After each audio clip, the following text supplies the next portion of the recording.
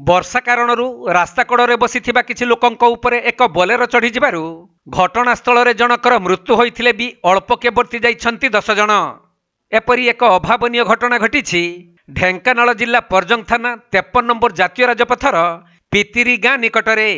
मृतक जनक पितिरी गाँर बसंत कुमार साहू होइथिबा बेले जातीय राजपथ पाख चाष जमी को जाइथिबा समय रे घटिथिला ही दुर्घटना, जहाँकि वर्षारू बर्तिबा पई 10 जन रास्ता कड़े बसिथिले। तेबे परजंगरू तालचेर अभिमुखे अति द्रुत गति जाउथबा गोटे बोलेरो सेमानक उपरे माड़ी जाइथिला। फलरे घटनास्थल रे बसंतंकर मृत्यु होइथिले भी अन्य माने अल्पके बर्ती जाइथिले। सेपटे चाषींकर मृत्यु को नहीं पितिरी छक निकटरे उत्तेजना प्रकाश पाइबार खबर पाई परजंग पुलिस घटनास्थल रे आसी पहुंची आउ दुर्घटना घटाइथिबा बोलेरो गाड़ी सहित ड्राइवर को अटक रखी अधिक तदंत करुछंती।